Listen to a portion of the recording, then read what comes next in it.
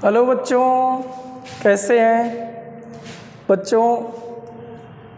आप सबका YouTube channel Chitkut education में स्वागत है। बच्चों, टीपीएस फिजिक्स के इस बैच में आज हम एक नया चैप्टर सेकेंड पार्ट 2 वैद्युतधारिता, संधारित्र तथा परावैद्युतांक देखेंगे। बच्चों, जो चैप्टर सेकेंड एनसीईआरटी का था वो वैद्युत विभव तथा वैद्युतधारिता था, जिसमें से पार्ट फर्स्ट हमने वैद्युत विभव का नाम दे दिया था, पार्ट सेकेंड वैद्युतधारिता है। वैद्युतधारिता को पढ़ने के लिए चालकी वैद्युतधारिता, संधारित्र तथा परावैद्युतांक 3 पार्टों में बांटे हैं, जिसमें से इसको और अच्छे से समझने के लिए हम पूरा ये पाठ्यक्रम आपको दे रहे हैं, जिसमें से मैं 13 वीडियो दूंगा। जिसमें से पहला वीडियो ये रहेगा चालक की वैद्युतधारिता तथा विलगित गोली चालक की धारिता, वह इससे संबंधित कुछ सवाल। दूसरा, आवेशित चालक की स्थितिज ऊर्जा तथा 2 चालकों को जोड़ने पर उभयनिष्ठ विभव, स्थानांतरित आवेश तथा ऊर्जा हानि। तीसरा जो वीडियो रहेगा, ये जो तीसरा इसमें हेडिंग रहेगी वो है संधारित्र का सिद्धांत, संधारित्र के मुख्य प्रकार, जिसमें से ये हम पढ़ेंगे समांतर प्लेट संधारित्र, गोली संधारित्र और बेलनाकार संधारित्र। समांतर प्लेट संधारित्र की धारिता जब प्लेटों के बीच वायु अथवा निर्वात हो, जब प्लेटों के बीच पूर्ण रूप से परावैद्युत पदार्थ भरा हो। और जैसे 2 पढ़ेंगे तो उसमें कुछ निष्कर्ष देखेंगे कि परावैद्युत का क्या प्रभाव पड़ता है, प्रभावित करने वाले मतलब धारिता को प्रभावित करने वाले कारक कौन कौन से होते हैं। इसके बाद इसी में तीसरा, जब प्लेटों के बीच आंशिक रूप से परावैद्युत पदार्थ भरा हो, तो ये हम जब वीडियो देंगे तो आपको 4A में ये यहाँ तक देंगे, फिर 4B वीडियो का नाम कर देंगे पार्ट 4B में हम इसको देंगे, जो C पॉइंट था इसका। चलिए ठीक है। इसके बाद अगला जो वीडियो रहेगा गोलाकार संधारित्र, बेलनाकार संधारित्र और इससे संबंधित कुछ सवाल, जो यहाँ पर समांतर प्लेट संधारित्र का पूरा डिटेल यहाँ आ गया, लेकिन अभी 2 जो संधारित्र थे उसको हम वीडियो नंबर 5 पे देंगे। इसके बाद छठवां है संधारित्र की स्थितिज ऊर्जा तथा ऊर्जा घनत्व। इसके बाद आवेशित संधारित्रों को जोड़ने पर उभयनिष्ठ विभव, स्थानांतरित आवेश तथा ऊर्जा हानि। 8वीं जो हेडिंग आपकी है वो आवेशित समांतर प्लेट संधारित्र की प्लेटों के बीच बल, परावैद्युत का विभिन्न राशियों पर प्रभाव जब बैटरी जुड़ी हो और जब बैटरी हटा दी जाए, दोनों कंडीशन पर। जैसे स्थितिज ऊर्जा क्या होगी, वैद्युत क्षेत्र पर क्या प्रभाव पड़ेगा, वैद्युत विभव पर क्या प्रभाव पड़ेगा, वैद्युत बल क्या होगा, घटेगा बढ़ेगा कितने गुना, कैसे क्या, ये सब चीज़ें हम इस पर डिस्कशन करेंगे। जो 10वीं हेडिंग है संधारित्रों का संयोजन रहेगा, श्रेणी क्रम और समांतर क्रम, जिसमें से बेसिक क्वेश्चन रहेंगे बहुत सरल से, लेकिन जो अच्छे क्वेश्चन होते हैं उनको पढ़ने के लिए हम संयोजन से संबंधित अनेक कुछ विधियाँ, जैसे delta to star, star to delta, triple P method, distribution of charge, Wheatstone सेतु संतुलन, रॉड कैपेसिटर, ऐसे करके बहुत सारी विधियां हैं। उन विधियों का अध्ययन करेंगे, जिस 2-3 वीडियो इस पे लग जाएंगे। चलिए ठीक है। इसके बाद जो 12वीं हेडिंग रहेगी ये रहेगी परावैद्युत। जैसे इसमें हमने तोड़ा था वैद्युतधारिता, तो वैद्युतधारिता चालक की वैद्युतधारिता संबंधित ये 2 थे। इसके बाद संधारित्र के लेके यहाँ से लेके यहाँ तक संधारित्र से रिलेटेड था। इसके बाद परावैद्युतांक पढ़ना था, तो परावैद्युतांक, परावैद्युत पदार्थ, प्रेरित आवेश की मात्रा, परावैद्युत सामर्थ्य, भंजक बोलता हुआ, इससे संबंधित कुछ सवाल रहेंगे। और लास्ट में हम एक जनित्र पढ़ेंगे, वान डे ग्राफ जनित्र। तो इस तरह से बच्चों लगभग 13 वीडियो आपको दिए जाएंगे इस चैप्टर को अच्छे से पढ़ने के लिए। तो चलिए बच्चों, आज चालू करते हैं इसका पहला वीडियो, चालक की वैद्युतधारिता तथा विलगित गोली चालक की धारिता। चलिए ठीक बच्चों।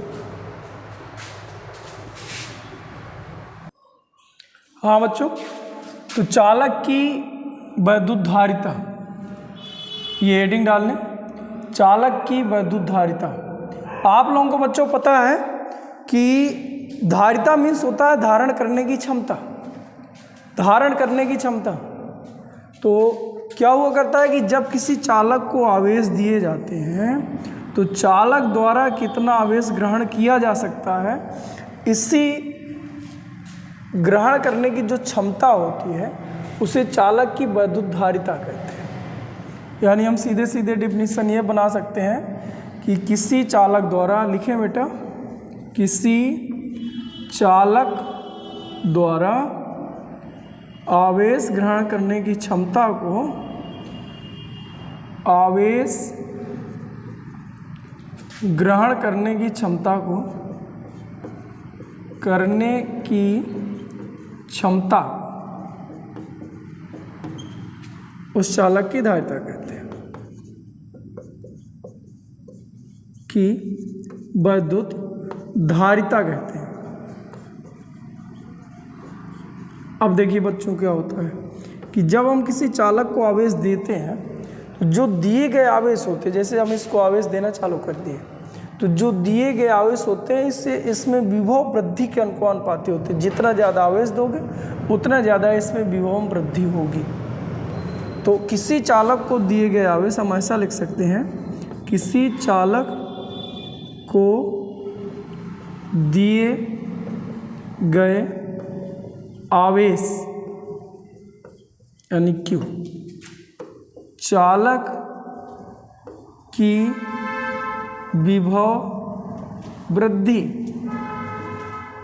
V लिख ले रहे हैं, विभव वृद्धि के अनुक्रमानुपाती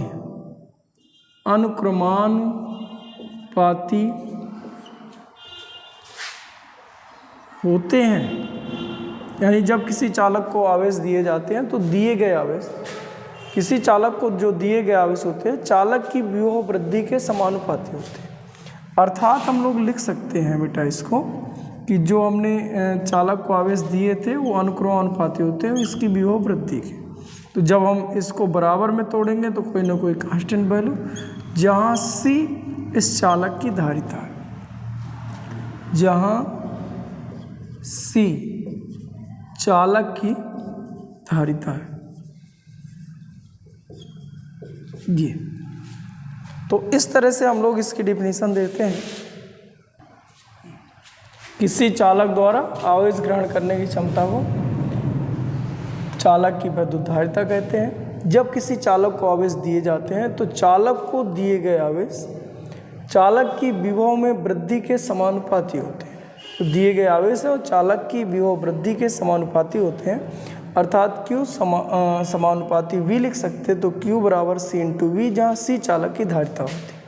तो यहाँ से बच्चों एक सूत्र मिल जाता है, सूत्र C बराबर लिख सकते हैं Q अपान V, इस चालक की धारिता का सूत्र होता है। अब देखते हैं, यहाँ से एक बात हमें और दोस्तों समझ में आ गई कि जब हम आवेश देते हैं तो उसकी विभव वृद्धि होती है, यानी दिए गए आवेश विभव वृद्धि का जो अनुपात होता है उसी अनुपात को विद्युत धारिता कहा जाता है। यानी किसी चालक को दिए गए आवेश तथा उस चालक की विभव में हुई वृद्धि के अनुपात को चालक की विद्युत धारिता कहते हैं। अतः एक यहाँ से डिफिनीशन आप ऐसा भी लिख सकते हैं, किसी चालक को दिए गए आवेश, मतलब हमने ये बोल दिया, वह चालक में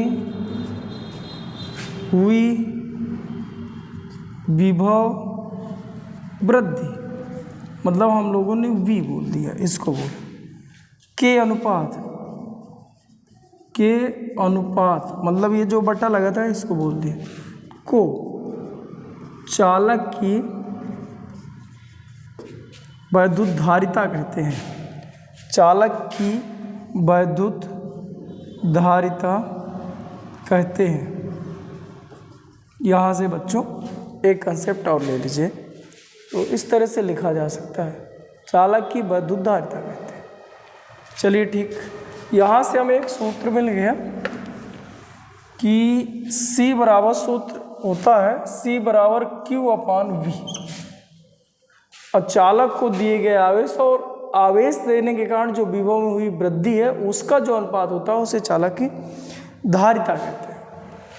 अब कुछ चीज़ें और समझना है बच्चों, जैसे इसकी बीमा निकाल ली जाए, हैं राशि क्या है, और इसके मात्रक निकाल लिए जाए, ये सब चीज़ें यहाँ से निकाल लो बेटा। अब बीमा निकाले तो Q की बीमा जो होती है वो AT होती है, लेकिन V बराबर सूत्र होता है W/Q। यहाँ से अगर हम लोग तोड़े होते तो Q बटे V की जगह W/Q, तो Q पहुँच गया होता ऊपर। अब यहाँ से हम लोग बीमा रखे होते तो Q की बीमा होती है AT, तो A²T², और कार की बीमा होती है ML²T-2, कार बल गुणे विस्थापन। तो इस तरह से अगर हम इसको सॉल्व करते तो M-1 ऊपर जाता -1, L की घाते -2, T की घाते 4, चूँकि ये ऊपर जाएगा तो प्लस का हो जाएगा, 2 यहाँ रखे थे तो 4, और A²। इस तरह से धारिता की बीमा ये है। जो राशि होती है वो अदिश है, इसका जो मात्रक है वो कूलाम प्रति वोल्ट है। यहाँ से देखो कूलाम प्रति वोल्ट, या इसी को हम लोगों ने फारेड कहा, फारेड। ये SI पद्धति में मात्रक है। यम के SA में देखना हो, यम के SA में देखना हो तो यहाँ से देख लो बेटा, ये प्रति लिखा है, इनको बटा में लिख लो, जहाँ ये ऐसे लिख लिया जाए तो इसको लिखा जा सका है सेकंड की घाते 4 एम्पियर² बटे किलोग्राम, और लेंथ मतलब ये लंबाई मीटर से नापते तो मीटर²। तो इस तरह से हम ये देख सकते थे। और जैसे लिखना है तो हम यहाँ से लिख सकते हैं, CGS में लिखना है तो CGS में बच्चों लिखना है तो इसको हम लोग कुछ ऐसे लिख सकते हैं, जैसे कूलाम को लिखा जा सकता है ESU, इसको बोला करते हैं इलेक्ट्रोस्टैटिक यूनिट, और बोल्ट को लिखते हैं हम लोग स्टैट बोल्ट। तो स्टैट बोल्ट ये लिखा है। तो इस तरह से हम CGS पद्धति में भी मात्रक बना लेते हैं। और बीमा हो गई, राशि हो गई, थोड़ी निर्भरता में बात करते हैं। ये ध्यान दीजिएगा, निर्भरता मतलब किन किन बातों पर धारिता निर्भर करेगी और किन किन बातों पर धारिता निर्भर नहीं करेगी, इस बात पर हम थोड़ी बात करें। तो C बराबर सूत्र मिला था C बराबर Q/V। अब देखिए अगर ये सूत्र देखा जाए तो लगता है कि अगर हम इसको बढ़ाएंगे तो धारिता बढ़ेगी और इसको घटाएंगे तो धारिता बढ़ेगी, क्योंकि ये व्युत्क्रमानुपाती है, इसको घटाने पर बढ़ती है, अनुक्रमानुपाती है, बढ़ाने से बढ़ेगी। लेकिन दोस्तों वास्तव में जो धारिता होती है आवेश पर निर्भर नहीं करती। इसको हम बेसिक कंसेप्ट से समझते हैं। जैसे एक उदाहरण मैं आपको दूं, मान लीजिए एक बाल्टी है, बेसिक उदाहरण है, और बाल्टी मान लीजिए 4 लीटर की आपने खरीदा, 4 लीटर की बाल्टी है, और इसमें जो भी तरल इसमें भरोगे वो 4 लीटर आएगा। ये अब आप सोचो कि इसमें मैं कोई भी तरल ना भरूं, कोई भी द्रव इसमें ना भरूं, मैं मतलब इसमें पानी ना भरूं, अब फिर पूछो बता इस बाल्टी की धारिता कितनी है? तो धारिता तो उतनी, धारण करने की क्षमता कितनी है? 4 लीटर है, मतलब 4 लीटर ही रहेगा जब भी आप डालोगे। जैसे मान लो इसमें मैं 1 लीटर पानी डाल दूँ, अब फिर पूछ रहा हूँ कि बता इस बाल्टी की धारिता कितनी है? तो धारिता तो 4 ही लीटर है, आप डालो 4, धारण करने की क्षमता कितनी है? 4 लीटर। इसका मतलब जो इसके अंदर हमने पदार्थ को डाला है उस पर धारिता डिपेंड नहीं करती। सेम सिचुएशन इधर, सेम बात इसमें अप्लाई करो।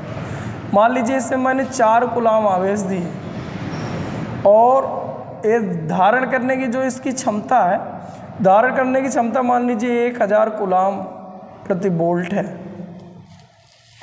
हमने इसको 4 कूलाम आवेश दिए और इसमें जो विभव वृद्धि 1 वोल्ट होगी। अब मैं पूछूं बता इसमें 4 कूलाम आवेश दिए तो बताइए इसकी धारिता कितनी है? तो धारिता इससे थोड़ी लेना देना है, धारिता तो ये जो कांस्टेंट है, एक भी ना दो तो भी धारिता इतनी है। तो इससे हमें समझ में आ रहा है कि जो निर्भर है धारिता वो आवेश पर डिपेंड नहीं करती, पहली बात। तो इसको हम निर्भरता थोड़ी यहाँ बटा के अच्छे से देख रहे हैं, चूँकि एक लेटेस्ट क्वेश्चन टाइप का बन गया। तो इसमें हम लोग देखते हैं कि जैसे हम Q का मान 0 रख दें तो हमें ऐसा लग रहा है कि जैसे धारिता 0 हो जाएगी, जबकि वास्तव में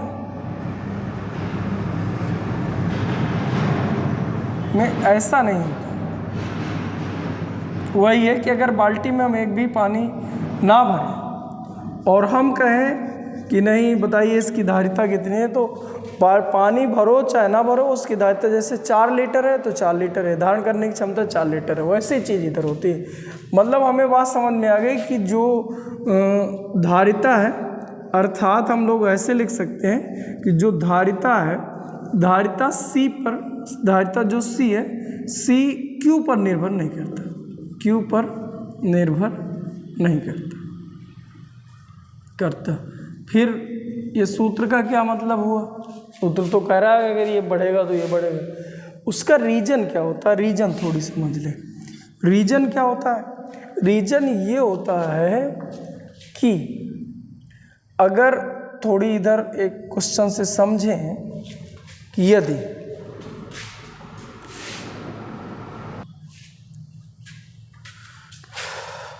इस पर मान लीजिए मैंने 10 कूलाम आवेश दिए, तो इसके विभव में जो वृद्धि है वो मान लीजिए 2 वोल्ट हो गई। चलिए ठीक। अब मान लीजिए मैं क्या करा, 50 कूलाम आवेश दे दिए, तो जो विभव में वृद्धि है वो मान लो 10 वोल्ट हो गई। बताइए पहले धारिता कितनी है? धारिता C बराबर Q/V। Q का मान था 10, V का मान था 2 बराबर 5 फैरेड। ऐसे ही दोबारा देखिए तो 50/10 बराबर 5 फैरेड। अब मैं कहूँ कि बता धारिता बढ़ी घटी, तो आप कहोगे सर ना तो बढ़ी ना तो घटी, कांस्टेंट है, जबकि हमने आवेश तो बढ़ाए। तो आप कहोगे सर आवेश तो बढ़ाए लेकिन विभव भी तो बढ़ा दिए। बस यही बात है इधर, हमने आवेश को बढ़ाया धारिता बढ़ाने के लिए, लेकिन धारिता बढ़ाने के लिए जैसे हमने आवेश बढ़ाया तो विभव भी ऑटोमेटिक बढ़ जाता है। आता है जैसे हमने आवेश को 10 से 50 कर दिया तो विभव भी 2 से उसी अनुपात में विभव बढ़ गया, तो धारिता ज्यों का त्यों रहे। मतलब हमें बात समझ में आ गया। जैसे हम R बराबर V/I देखा करते हैं, सेम टू सेम वही बात है, सेम वही चीज़ ही लिखी है इधर। वहाँ पर जैसे हम विभव बढ़ाते थे तो उसी अनुपात में करंट बढ़ जाता था, प्रतिरोध डिपेंड नहीं करता था कि करंट बढ़ा दिया जाए तो प्रतिरोध बढ़ जाएगा। प्रतिरोध डिपेंड करता था चालक के पदार्थ पर, ताप पर, लंबाई पर, ऐसी बातों पर निर्भर करता है, धारा के मान पर निर्भर नहीं करता। ऐसे ही आवेश के मान पर निर्भर नहीं करता, सेम टू सेम ऐसी चीज़ें होती हैं। इसका मतलब हम लोग ये इधर पे स्पष्ट कर सकते हैं कि Q पर निर्भर नहीं करता। इसका मतलब ये हुआ कि Q बढ़ाने पर, ऊपर का चिन्ह मतलब बढ़ाने पर लिखिए दे, बढ़ाने पर उसी अनुपात में V भी बढ़ जाता है, अतः धारिता C पर कोई परिवर्तन नहीं होता, कोई परिवर्तन नहीं होता। ये बात हमें समझ में आ गई बच्चों, ये चीज़। मतलब हम लोग नोट करके, निर्भरता के पहले हम नोट करके 3 बातें लिख लें। अभी हम निर्भरता लिख रहे थे लेकिन अचानक से बात आई, इनको हमें समझना ज़रूरी था। तो इन बातों पर निर्भर नहीं करता, तो निर्भर किन पर करती है धारिता, इनको हम लोग अब थोड़ी चर्चा करें। जैसे धारिता धारण करने की क्षमता होती है, जैसे अपने मोबाइल के आवेश ग्रहण करने की क्षमता है। मान लो अपना मोबाइल जो उसमें बैटरी पड़ी हुई है उसमें एक भी आवेश ना हो, मोबाइल स्विच ऑफ हो जाए।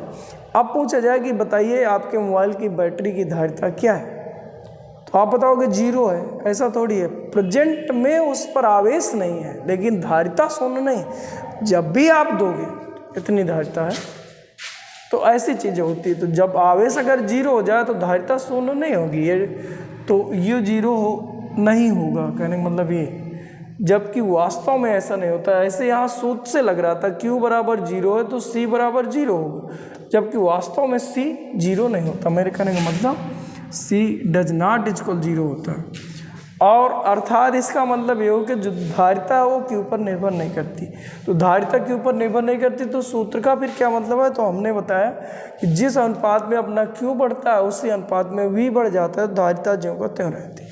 चलिए ठीक, अब निर्भरता देखते हैं। तो निर्भरता में देखा जाए कि किन किन बातों पर निर्भर करता है। भैया इसको देखा गया प्रैक्टिकली कि जो धारिता चालक की धारिता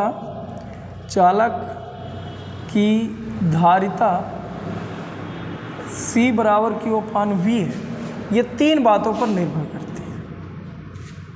कि निर्भरता लिख रहे हैं, बीमा राशि मात्रक ये सब चीज़ें लिख चुके हैं, हम निर्भरता देख रहे हैं। देखिए तीन बातों पर निर्भर करती है। अभी हम आगे एक सूत्र निकालेंगे गोली चालक की धारिता, वहाँ C बराबर आएगा 4πε0 × R। जस्ट आगे करना है इसी वीडियो पर। तो अब ये पूरा का पूरा कांस्टेंट होता है, मतलब उस समय पर ये जो आएगा R, मतलब जितना जिसका आकार बड़ा होगा धारण करने की क्षमता उतनी अधिक होगी। बेसिक चीज़ भी अगर मैं तुम लोगों को बता दूं, एक ऐसे करके रख दिया जाए, फिर एक ऐसे करके रख लिया जाए, और फिर मैं कहूँ बताइए कौन ज़्यादा आवेश ग्रहण कर सकता है, या ऐसे बेसिक चीज़ बताइए किसमें ज़्यादा पानी आ जाएगा। तो जिसका आकार बड़ा है, लंबाई चौड़ाई ऊंचाई ज़्यादा है, उसमें ज़्यादा तरल आ जाएगा, और जिसमें कम है वो कम आएगा। इसका मतलब जो धारिता होती है वो चालक के आकार पर निर्भर करती है।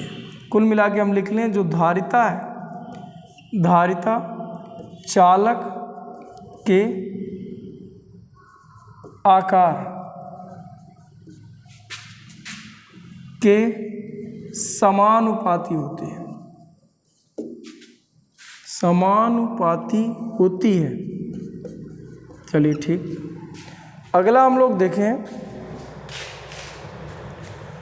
अब मान लीजिए कि हमने क्या करा, इधर थोड़ी बात को समझिएगा।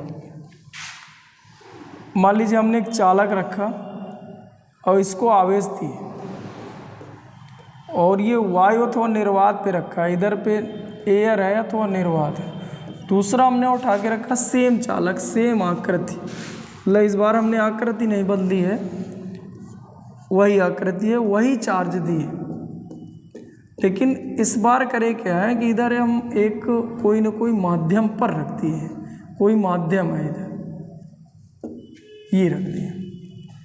तो अब जो विभव होता है, यहाँ के लिए विभव का जो सूत्र होगा वो हो जाएगा KQ/R, और Q का मान अगर हम लोग लिखें तो ऐसे लिख सकते हैं 1/4πε0 Q/R होता है। लेकिन इसके लिए जो विभव का मान होता है V बराबर होता है K का मान रख लो 1/4πε0 Q/R। लेकिन बीच यदि परावैद्युतांक K है तो K का भाग और हो जाता है, मतलब यहाँ पर जो विभव है, विभव का मान K गुना घट जाता है। जबकि आवेश अगर यहाँ Q है तो यहाँ पर भी आवेश Q ही होंगे, लेकिन अगर किसी माध्यम पर रख दोगे तो आवेश वही रहे, लेकिन विभव K गुना घट गया। अब आप सोचो, इस सूत्र में थोड़ा सा दिमाग लगाया जाए कि अभी धारिता ना तो घट रही थी ना बढ़ रही थी, क्योंकि जिस अनुपात में विभव बढ़ रहा था उसी अनुपात में आवेश बढ़ जा रहे थे। अगर आवेश को कांस्टेंट रखते हुए विभव घटा दिया जाए तो धारिता बढ़ जाएगी। अगर इसको कांस्टेंट रखते हुए, Q कांस्टेंट रखते हुए और विभव को घटा दिया जाए तो धारिता बढ़ जाएगी। इसका मतलब हमें एक बात और समझने है कि जो धारिता होती है, किसी चालक की धारिता जो होती है, धारिता माध्यम पर निर्भर करती है। यानी हम ऐसा लिख लें कि चालक जिस माध्यम में रखा होता है उस माध्यम के परावैद्युतांक के अनुक्रमानुपाती उसकी धारिता होती है। यानी चालक रखे हुए माध्यम के परावैद्युतांक पर निर्भर करता है, और यहाँ लिख सकते हैं कि C अनुक्रमानुपाती K, मतलब विभव घटेगा तो धारिता बढ़ जाएगी, और जितना विभव घटेगा यानी K गुना घटा था तो धारिता K गुनी बढ़ी थी। ये अब यहाँ पर हमने जो लिखा था चालक के आकार के समानुपाती होती है, तो जो धारिता है वो डिपेंड करती है उसके आकार पर। आकार को मैं त्रिज्या से दे रहा हूँ। तीसरी बात है जो तीसरी बात है, चालक की धारिता किन बातों पर निर्भर करती है, तो ऐसे होता है। हम क्या करें, यहाँ एक आवेशित चालक रख दें, एक आवेशित चालक रख दें, और इसके समीप हमने एक अनावेशित चालक, ऐसे ही कोई दूसरा चालक रख दिया, अनावेशित चालक या आवेशित चालक ऐसे रख दिया जाए, तो क्या होगा कि अनावेशित चालक होगा तो प्रेरण कारण यहाँ माइनस उत्पन्न हो जाएगा। अब यहाँ पर अगर देखा जाए तो आवेश तो आपके कांस्टेंट रहेंगे, लेकिन यहाँ की जो विभव होगा, यहाँ पृष्ठ का जो विभव है वो घट गया होगा, क्योंकि ये प्रेरण कारण माइनस आवेश उत्पन्न हो गया। तो फाइनली बात हमें ये बात समझ में आ गई कि अगर आवेशित चालक के समीप अन्य किसी तरह के चालक रखें तो भी धारिता बढ़ जाती है या कुल मिला के परिवर्ती हो जाती है। तो तीसरी बात हम लिखा करते हैं, अन्य चालकों की उपस्थिति पर, अन्य चालकों की उपस्थिति पर, अन्य चालकों की उपस्थिति पर, ये तीन बातों पर निर्भर करती है। तो इस तरह से बच्चों किसी चालक की धारिता इन तीन बातों पर निर्भर करती है। चलिए आगे इसमें और कुछ चर्चा करते हैं। बच्चों एक क्वेश्चन है, जैसे कि कुछ क्वेश्चन ऐसे बेसिक चीज़ें समझें। मान लीजिए मैं ऐसा बोलूं कि किसी चालक की धारिता, ऐसा बोल दिया जाए कि धारिता 10 फैरेड है। इसका क्या अर्थ है? इसका क्या अर्थ है? चलिए ठीक, इस पे थोड़ी चर्चा करते हैं। इसका क्या मतलब है? अब देखिए C बराबर सूत्र होता है Q/V, और ये वैल्यू आपके 10 फैरेड के बराबर है। 10 फैरेड मतलब कूलाम प्रति वोल्ट के बराबर। इसका मतलब ये हुआ कि जब किसी चालक को मैं 10 कूलाम आवेश दूंगा, 10 कूलाम मैंने इसको आवेश दिया, तो इसके जो विभव में वृद्धि हो रही है वो 1 वोल्ट की हो रही है। 10 फैरेड का अर्थ ये है कि जब चालक को मैं 10 कूलाम आवेश दे रहा हूँ तो चालक की जो विभव में वृद्धि हो रही है वो 1 वोल्ट की हो रही है। अभी मैंने शुरू में बताया था कि किसी चालक को जब आवेश दिए जाते हैं तो उसकी विभव में वृद्धि जो होती है वो दिए गए आवेश के अनुपाती होती है। तो Q बराबर C इंटू V, तो C बराबर आया था Q/V, तो वही सूत्र हमने इधर पे रखा है। इसका अर्थ ये हुआ कि 10 फैरेड का अर्थ ये है कि जब मैं इसको 10 कूलाम आवेश दिया तो इसके विभव में जो वृद्धि हुई वो 1 वोल्ट हो गई। अब देखो उठा के रखो, C बराबर Q की जगह 10 रखो, अपन विभव वृद्धि 1 बराबर 10 फैरेड आ गया। मतलब हमें बात समझ में आ गई कि इसका अर्थ क्या है। इसका अर्थ ये है कि जब किसी चालक को 10 कूलाम आवेश दिए जाएंगे तो उसके विभव वृद्धि 1 वोल्ट है। जैसे मैं कह दूँ 20 फैरेड है तो इसका मतलब 20 कूलाम दोगे तो विभव वृद्धि 1 वोल्ट हो रही है। चलिए ठीक, आगे देखते हैं, कुछ सवाल और देख लो। जैसे एक क्वेश्चन है कि मान लो किसी चालक को 10 कूलाम आवेश देने पर, मान लो एक चालक है, इसको हमने 10 कूलाम आवेश दे दिया, तो इसके जो विभव में वृद्धि है, विभव में वृद्धि है मान लो 3 वोल्ट हो जाती है, 4 वोल्ट कर लीजिए, 4 वोल्ट हो जाती है। तो बताइए इसके विभव में वृद्धि 20 वोल्ट करने के लिए कितना चार्ज देना पड़ेगा, Q जो देना पड़ेगा कितना देना पड़ेगा। अब आपको पता है कि जो चालक की धारिता होती है, चाहे इस कंडीशन में निकालो चाहे इस कंडीशन में निकालो, सेम निकालो, क्योंकि चालक की धारिता ना तो आवेश पर डिपेंड कर रही ना तो विभव, क्योंकि जितना आवेश बढ़ता है उसी अनुपात में विभव बढ़ता है। धारिता दोनों कंडीशन में सेम रहती है। अभी मैंने एक क्वेश्चन भी हल करा था इधर। तो आप क्या करिए, इधर से C निकाल के इधर के जो C निकाले, दोनों C को आपस में बैलेंस कर दो तो निकल आएगा। अब C बराबर सूत्र होता है Q/V, तो 10/4, इधर C बराबर सूत्र हो जाएगा Q/V, तो Q/20। अब 10/4 बराबर Q/20 लिखा जा सकता है। ये बात समझ में आ रही होगी। C बराबर Q/V तो Q/V। अब इस वही चालक है, चालक की जो धारिता होती है वो 3 बातों पर निर्भर करती है, एक त्रिज्या पर, एक इसके इधर के माध्यम पर, तीसरा आसपास के कोई अन्य चालक पर। तो ना तो इसकी त्रिज्या बदले, ना माध्यम बदले, ना आसपास का कोई अन्य चालक रखे, मतलब सेम सिचुएशन थी, पहले 10 कूलम आवेश दिए इतना, फिर कितना आवेश देंगे इतना वोल्ट में हो जाए, ये क्वेश्चन था। इसका मतलब जो निर्भरता 3 बातें थी वो सबके सब सेम है, इसका मतलब पहले की जो धारिता थी अब की धारिता वो सेम होगी, इसलिए हम दोनों को बैलेंस कर दिए। अब Q बराबर लिखा जा सकता है 10 गुणे 20/4, इसका इससे गुणा कर दो, इसका भाग कर दो, तो 4 पंचे 20, कुल मिला के 50 कूलम, 50 कूलम आवेश देने से बढ़ जाएगा। तो चलिए ठीक, तो इसी तरह और क्वेश्चन भी देखे जा सकते हैं।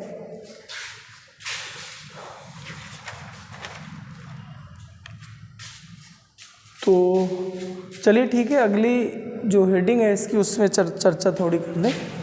विलगित गोली चालक की धारिता, विलगित गोली चालक की धारिता, विलगित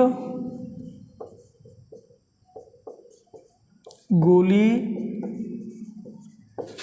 चालक की धारिता, इस पे हम लोग अब चर्चा कर रहे हैं।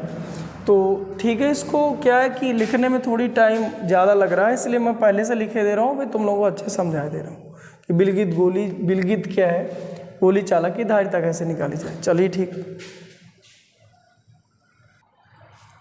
हाँ बच्चों, हमने लिखा विलगित गोली चालक की धारिता। तो विलगित गोली चालक है क्या? तो हमने कहा कोई एक ऐसा चालक ले लो, जैसे ये चालक ले लिया जाए, इसके समीप कोई दूसरा चालक ना हो, वह इसके समीप कोई दूसरा पदार्थ भी ना रखा, ऐसे चालकों को हम विलगित गोली चालक कहते हैं। तो हमने लिखा ऐसे गोली चालक जिनका संबंध चालकों से नहीं होता और ना इसके समीप कोई दूसरे पदार्थ रखे होते हो, तो इनको आइसोलेटेड चालक हम लोग कहते हैं, आइसोलेटेड चालक होते हैं। अब क्या होता है कि इसकी धारिता हमें चाहिए, तो धारिता के लिए बेटा सूत्र होता है गोली चालक की धारिता, धारिता जब भी पूछा जाए सूत्र होता है Q/V, अभी अभी हम लोगों ने देखा था।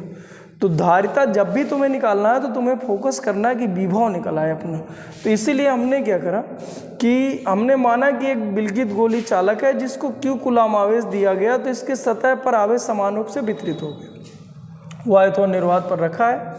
और इस जब आवेश पर मतलब पृष्ठ पर आवेश जब वितरित हो गया, तो इसके कारण जो विभव है, विभव है तो विभव निकाले जाए। तो विभव के लिए सूत्र हमने पढ़ा है KQ/R।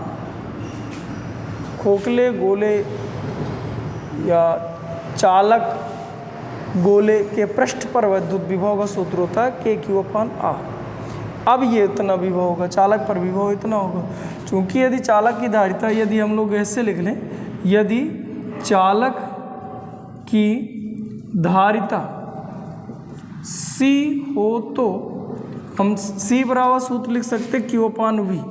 इस वाले सूत्र से हम लोग लगा दें तो C बराबर Q और V का मान रख दो, तो KQ/R, KQ/R, तो Q से Q काट दो और C बराबर, तो ये आपका R बट्टे, यहाँ पर आप देखिए R/K हो जाता है, Q से Q कट गया, R ऊपर पहुँच गया Q, और K का मान रख दो, तो K का मान होता है 1/4πε0, तो ये भी ऊपर पहुँच गया होता है।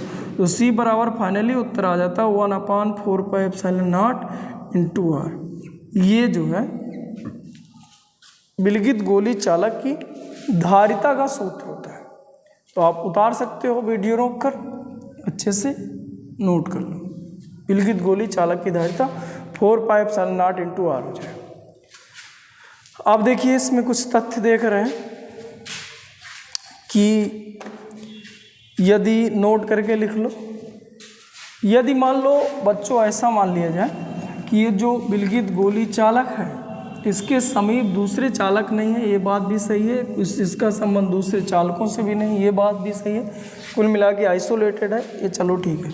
लेकिन इसको हम ऐसे माध्यम में रख दें जिसका परावैद्युतांक K, मतलब सॉरी, एक ऐसे माध्यम में रख दिया जाए इसका परावैद्युतांक K, मतलब वायु अथवा निर्वात में ना रखा जाए, माध्यम पे रखा जाए, माध्यम पे रखा जाए, इसका परावैद्युतांक K, तो उस समय पर जो धारिता है, नोट करके लिखते जाए, नोट फर्स्ट, तो उस समय जो धारिता है माध्यम में, जो मीडियम में धारिता होती है वो जाती है 4 पाई एप्सिलॉन नॉट, ये तो था ही, K इंटू आर, क्योंकि जो विभव होता है मीडियम पर, पहले के विभव वायु अथवा निर्वात पे जो विभव होता है उसका K गुना घट जाता है, इसके लिए धारिता जो होती है इतने गुना बढ़ जाती है, जबकि आवेश कांस्टेंट रहता है, आवेश में कोई परिवर्तन नहीं होता। अब C बराबर सूत्र आप देखिए Q/V, अगर विभव K गुना घटा होगा तो V बटे K, तो ये ऊपर आ जाता, धारिता K गुना बढ़ जाती है। मतलब ये चीज़ हमें बात समझ में है। चलिए ठीक, दूसरा हम लोग लिख सकते हैं कि अगर इन दोनों का संबंध देखें तो C बटे CM करो, तो C का मान आया था 4 pi epsilon naught into R, और CM का मान है 4 pi epsilon naught into KR, तो काट दीजिए, तो कुल मिला के CM, यह मतलब मीडियम, माध्यम पर धारिता हो, C निर्वात अथवा वायु पर हो, तो ये आ जाता K इंटू C। मतलब एक बात हमें समझ में आ गई कि जो माध्यम पर धारिता होती है निर्वात अथवा वायु की धारिता K गुना होती है, ये बात समझ में आ गई। और चलिए ठीक है, तीसरी अगर चर्चा करें हम लोग, तो इस पर हम लोग ये चर्चा कर सकते हैं कि जो C है, C बराबर था 4 pi epsilon naught into R, तो C अनुपाती R लिख सकते हैं। यानी जो किसी भी चालक की धारिता है वो डिपेंड करती है उसके आकार पर, जितना बड़ा चालक होगा, जितनी बड़ी त्रिज्या का चालक होगा, धारिता भी उतना ही बढ़ेगी। यहाँ पर देखिए इधर के माध्यम पर निर्भर करता है, ये चीज़ें निर्भरता में हम लोग अभी इसके पहले लिखे हुए थे। और कुछ चीज़ें हैं कि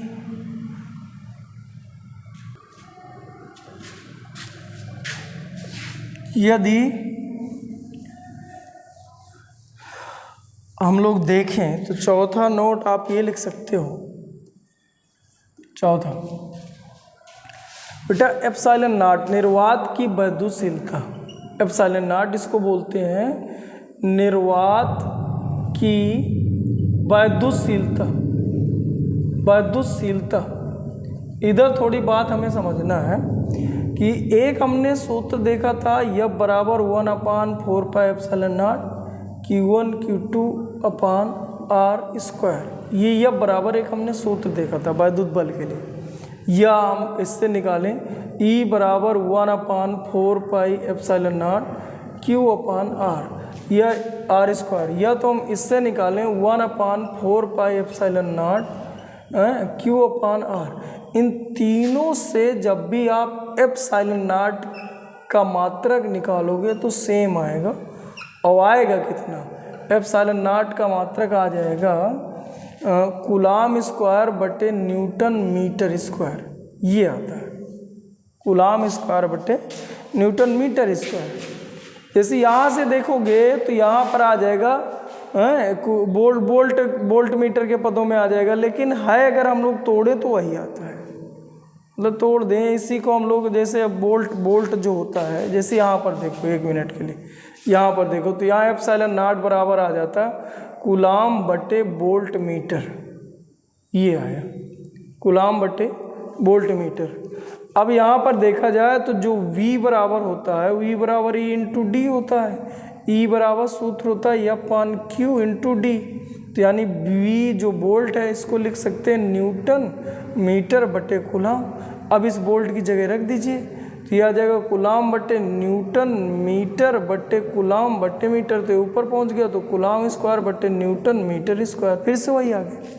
मेरे कहने का मतलब ये था कि अगर हम इनको तोड़ना चाहे, जैसे बोल्ट के पदों में आया न्यूटन के पदों में लिखें तो यही आए। तो चलिए ठीक है, कुल मिला के हमें एक जो है यहाँ से मात्रक मिलता था, और मात्रक को हम लोग लिखते थे कूलाम स्क्वायर बटे न्यूटन मीटर स्क्वायर, किसका, एप्सिलॉन नॉट का। लेकिन यहाँ से हमें एक फ़ायदा और मिल गया, बहुत छोटा सा एकदम मात्रक मिल जाए।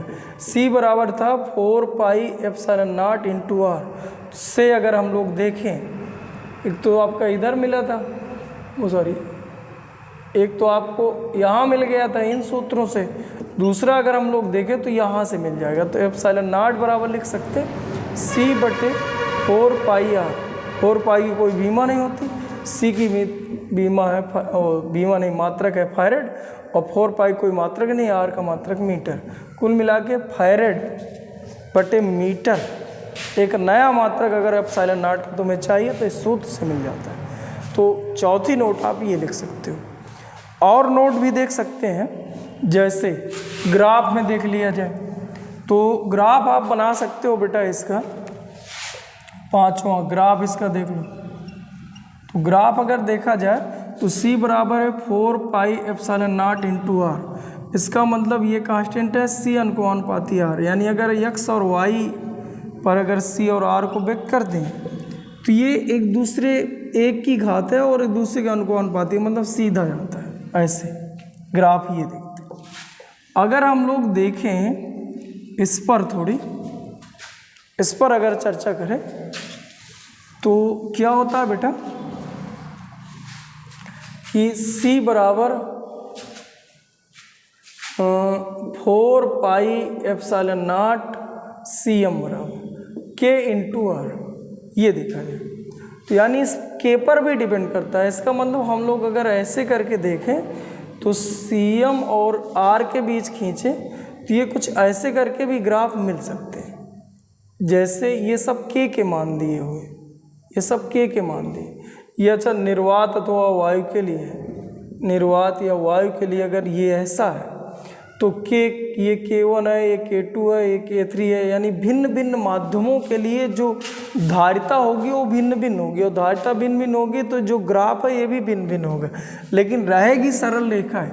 और इसमें हम लोग ऐसे लिख सकते हैं कि जितना अधिक K का मान होगा धारिता भी उतनी अधिक बढ़ेगी, तो ये जो स्लोप है वो भी उतना ही अधिक बढ़ेगा। इसका मतलब K3 का मान सबसे ज़्यादा है, K2 का मान उससे कम है, और K1 का मान और वायु अथवा निर्वात के लिए इसका मान 1 होता है।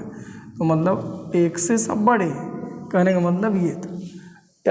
या हम ऐसे लिख सकते हैं कि ग्राफ से हमें बात समझ में आ रही है कि धारिता जितने परावैद्युतांक जितना अधिक बढ़ेगा तो धारिता भी उतनी अधिक बढ़ेगी, और जो स्लोप होता है x अक्ष के साथ जो स्लोप होता है, स्लोप भी यानी जो ढलान होता है उतना अधिक बढ़ता जाता है। मतलब ग्राफ ऊपर को उठता चला जाता है, यानी भिन्न भिन्न माध्यमों पर जो धारिता होती है वो भिन्न भिन्न होती है। तो चलिए ठीक है, ये आपके 5 नोट थे जिनको आप लिख सकते हैं। इसके बाद न्यूमेरिकल देख लो। चलिए न्यूमेरिकल देखते हैं। न्यूमेरिकल पहले बेसिक चीज़ें तो आप सीधे सीधे पता है। जैसे एक क्वेश्चन है आपका कि पृथ्वी की त्रिज्या, जैसे जो पृथ्वी है, पृथ्वी की जो धारिता है इसको हम लोगों ने अनंत माना है। जो पृथ्वी की धारिता है, पृथ्वी के धारण करने की क्षमता अनंत है, लेकिन क्वेश्चन ये है कि पृथ्वी के बराबर एक चालक मान लिया जाए। पृथ्वी के आकार इसकी जो त्रिज्या होती है 6400 किलोमीटर होती है, 6400 किलोमीटर ये होती है। पृथ्वी के आकार के बराबर एक चालक मान लिया जाए तो इसकी धारिता क्या होगी? धारिता क्या होगी? पृथ्वी की धारिता नहीं पूछ रहा, ऐसा मान रहे हैं कि पृथ्वी के आकार के बराबर एक चालक मान लिए हैं, तो चालक की धारिता क्या है? तो देखिए बच्चों, तो हम धारिता C बराबर सूत्र होता है 4πε0 r। अब हमें पता है कि 1/4πε0 का जो मान है वो 9 × 10⁹ है, 9 × 10⁹। इसका मतलब 4πε0 का जो मान हो जाएगा वो बटे पे आ जाएगा, तो यानी इसका मान 1/9 × 10⁹ और इंटू r त्रिज्या है तो 6400 और गुणे किलोमीटर को मीटर में बदल लो, तो मीटर में बदलोगे तो 1000 मीटर, ये हो गया 10�3। तो अगर इनको हल किया जाए तो लगभग जो है 711 माइक्रोफैरेड आता है। अब देखो माइक्रोफैरेड का मतलब ये हो गया कि जो धारिता है वो 711 का माइक्रो मतलब होता है 10⁻⁻⁶, यानी 1/, ऐसा 6 जीरो, और इकाई दहाई सैकड़ा हज़ार 10,000 लाख हो जाएगा, 10 लाख, यानी 711 फैरेड का 1/10 लाखवां भाग। और चालक कितना बड़ा है, पूरी पृथ्वी के बराबर हमने एक बैटरी मान ली, और उस बैटरी मतलब चालक में जो आवेश रखे जा सकते हैं मात्र 711 माइक्रोफैरेड, एक भी माइक्रोफैरेड नहीं। अगर हम बड़ी बड़ी बात करें तो एक माइक्रो मतलब एक फैरेड का 1 लाखवां भाग उस पे रखा जा सकता है। इसका मतलब क्या समझ में आया कि जो फैरेड होता है धारिता का एक बहुत बड़ा मात्रक है, मतलब धारिता कभी भी फैरेड में नहीं हो सकती। ये बात हमें समझ में आई, मतलब होगा, ये उत्तर आएगा। इससे निष्कर्ष क्या निकला, तो निष्कर्ष में आप लोग लिख सकते हो कि धारिता का मात्रक जो फैरेड है, फैरेड बहुत बड़ा होता है, अतः जो चालक की धारिता होती है, चालक की धारिता माइक्रोफैरेड या पिकोफैरेड में बताई जाती है। माइक्रोफैरेड हो गया, एंगस्ट्रॉम फैरेड हो गया, या पिकोफैरेड हो गया, लगभग इनमें व्यक्त करी जाती है। कभी फैरेड में डायरेक्ट धारिता नहीं मिलती है। तो चलिए ठीक, और कुछ क्वेश्चन। हाँ बच्चों, क्वेश्चन नंबर दूसरा था, एक वायु चालक की धारिता 20 माइक्रोफैरेड है। जब इसे किसी माध्यम में रखा जाता है तो इसकी जो धारिता 45 माइक्रोफैरेड हो जाती है। तो माध्यम का परावर्तनांक क्या है, तो उसने दिया था C वायु, यानी 4πε0 इंटू R का मान दे दिया 20 माइक्रोफैरेड। और जब करा किसी माध्यम में रख दिया जाता है तो यानी CK या CM मीडियम रख लिया जाए, तो 4πε0 इंटू KR बराबर 45 माइक्रोफैरेड हो जाता है। तो अब हम क्या करें, इन दोनों का भाग कर दो, उत्तर आ जाए। या हमारे पास सीधे सूत्र होता है कि जो CM बराबर होता है K इंटू C होता है। अब C दिया है, CM दिया है, K पूछ रहा है, तो हम K बराबर सीधा निकाल सकते हैं CM/C, या इसको भाग कर दो तो भी वही मिलना है। भाग करते बेटा तो इससे कट जाता, R से R कट जाता है, 1/K बराबर 20/45 माइक्रो से माइक्रोफैरेड कट जाता। कुल मिला के हम लोग लिख सकते थे 20K बराबर 45, तो K बराबर हो जाता है 45/20। यहाँ भी रख के देखो वही आएगा। CM माध्यम पर तो माध्यम 45 और यहाँ पर 20, तो 20/45। तो यहाँ पर आप लिख सकते थे 5 9 45, 5 चौक 20, और इससे काट दीजिए तो 4 दूना 8, 4 दूना 8, 1 9 मतलब 1 मतलब 10, 4 दूना 8, 2 4 5 20। K का मान आ जाता 2.25। K का कोई माध्यम नहीं होता, सॉरी मात्रक नहीं होता, इसलिए K का मान केवल 2.25। K का मान सदा 1 से अधिक होता है, ये पता है।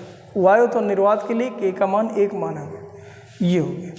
तो चलिए ठीक है, इस तरह से डायरेक्ट सूत्र में रख दो, या पहले वायु के लिए निकाल लो, माध्यम के लिए निकाल लो, भाग कर दो, उत्तर आ जाए। चलिए ठीक है, क्वेश्चन नंबर तीसरा देखते हैं दोस्तों। तीसरे में क्या कह रहा था कि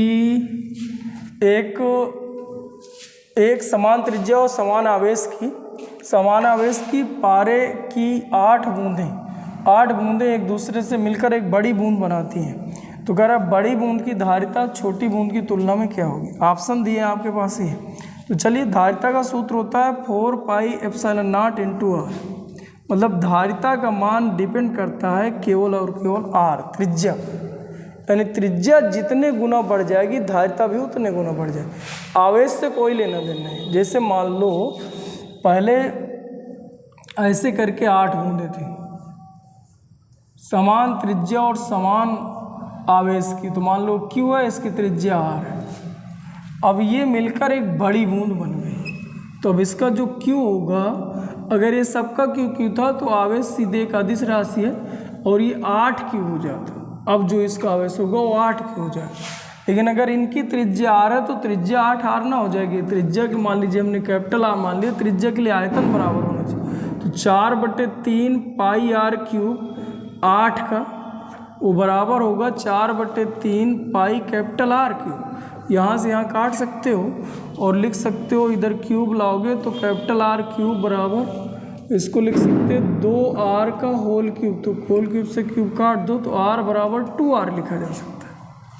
यानी त्रिज्या 2 गुनी बड़ी होगी और आवेश 8 गुना बड़ा। लेकिन जो धारिता होती है वो आवेश पर डिपेंड ही नहीं करती। तो केवल और केवल मान लीजिए पहले की थी जब त्रिज्या r थी तो धारिता ये थी। अब जो हो जाएगी बेटा, अब तो धारिता है 4 pi epsilon naught into capital are. अब कैपिटल आर क्या हो गई तो C बराबर हो जाएगा 4 पाई एप्सिलॉन नॉट और कैपिटल आर का 2r लिखा जा सकता है। तो अब जो हो जाएगा मान लो C डैश कर लें, तो जो C डैश है तुलना कर दीजिए तो 4 पाई एप्सिलॉन नॉट और r की जगह लिखा जा सकता है C, तो 2C। यानी पहले की जो धारिता थी अब जो होगी 2 गुनी हो जाएगी। तो अब 2 गुनी धारिता बढ़ जाएगी। ये है, चलिए ठीक। अगला क्वेश्चन देखते हैं, 1-2 क्वेश्चन और देखते हैं बेटा। चलिए ठीक। हाँ दोस्तों, 14 क्वेश्चन है, यदि आर त्रिज्या की किसी गोली बूंद की धारिता C तो ऐसी 64 बूंदों को मिलाकर बनी एक बड़ी बूंद की धारिता क्या होगी। फिर से वही क्वेश्चन था, सेम रिपीट क्वेश्चन है। मान लीजिए 4 pi epsilon naught into R समीकरण फर्स्ट पहले की थी। अब ऐसी 64 बूंदें मिला दिए तो यार अब जो धारिता होगी C डैश बराबर 4 pi epsilon naught into capital R हो जाए। अब स्मॉल आर और कैपिटल आर में संबंध निकाल लो तो 64 छोटी बूंदों का आयतन यानी 4/3 पाई आर क्यूब बराबर एक बड़ी बूंद का आयतन 4/3 पाई आर क्यूब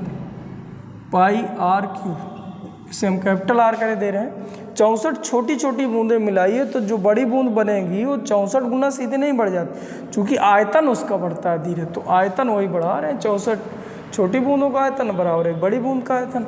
तो इससे इसको काट दीजिए और इसको लिखा जा सकता है 4r का होल क्यूब बराबर कैपिटल आर क्यूब। क्यूब से क्यूब काट दो यानी r बराबर 4r, यानी 4 गुना उसकी त्रिज्या बड़ी होगी। 4 चौक 16 चौक 64, 4 गुणे 4 गुणे 4 बराबर 64 होगा। तो घन डायरेक्ट कर लिए। तो इसका मतलब C डैश बराबर जो मिला होगा 4 पाई एप्सिलॉन नॉट और यहाँ पर आपका 4r हो गया होगा, 4 स्मॉल r। अब यहाँ पे देखो, इसको समीकरण सेकंड मान लो, या तो 4 पाई एप्सिलॉन नॉट और r इस पूरी की जगह उठा के C रख दो तो 4C आ जाएगा। या अगर ऐसे ना रख पाया करो तो दोनों को भाग कर दो, C/C डैश बराबर 4 pi epsilon naught into R बटे 4 pi epsilon naught into 4r। तो ये इससे कट गया, r से r कट गया, 3 गुणा कर दो तो C डैश बराबर 4C, यानी जो धारिता है वो 4 गुना बढ़ गई। चलिए ठीक है, अगला देखते हैं।